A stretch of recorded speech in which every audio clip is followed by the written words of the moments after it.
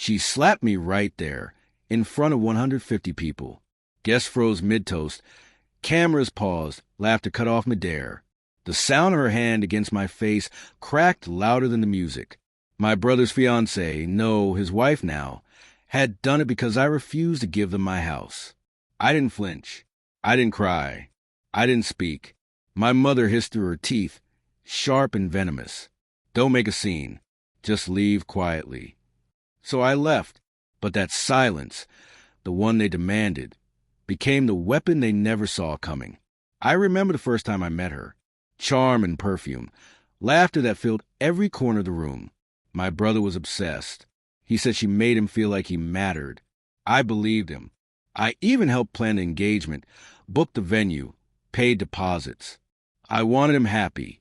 After all, he'd been my only family left who didn't treat me like an ATM.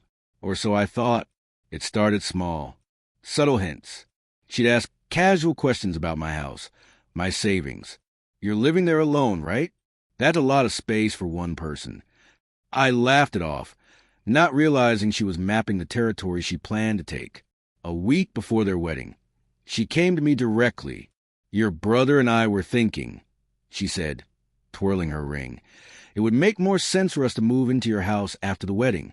You could, find something smaller. I thought she was joking. She wasn't. When I said no, she smiled, the kind of smile people wear just before they burn your life down. The slap wasn't about rejection. It was a show.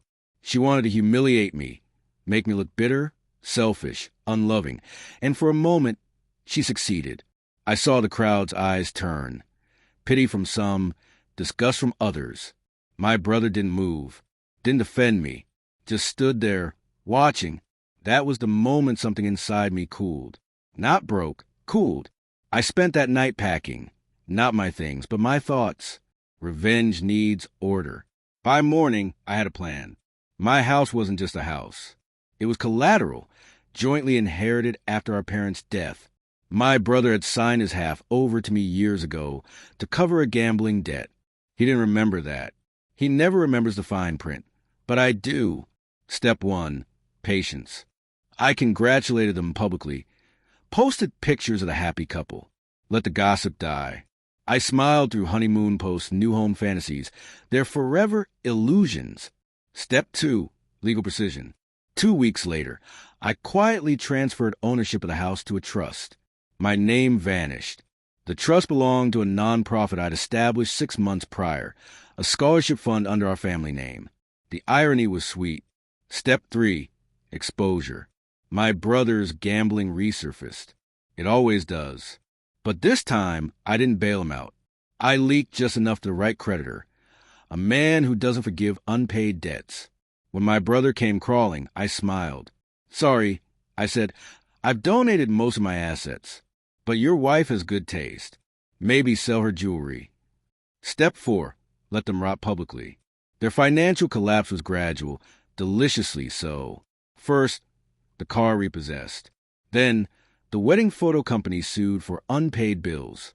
Finally, the bank foreclosed on a house they bought, believing mine would soon be theirs. My brother called once. Why are you doing this to us? His voice was small. I didn't answer. I only said, you should have stopped her that day. The final act came quietly. Their marriage unraveled under the weight of debt and blame. She left him, claiming he lied about money. He did, but so did she. Creditors came. Family whispered. And my mother, who once hissed at me to leave quietly, finally saw her son for what he was, weak. One evening, she called me sobbing. Can't you forgive him? I told her the truth. I already had. But forgiveness doesn't erase consequences. Now I sit on the porch of a smaller, quieter house. Not the one they wanted. Not the one they stained. The scholarship fund still runs, helping students pay for degrees neither my brother nor his wife ever earned. Sometimes I think about that night. The wedding, the slap, the silent crowd, the cold sting on my cheek. Funny how that moment felt like the end of something, when really it was a beginning. People mistake silence for weakness. They don't see it as calculation. She wanted a house. He wanted easy money. I wanted justice. and I got everything I wanted.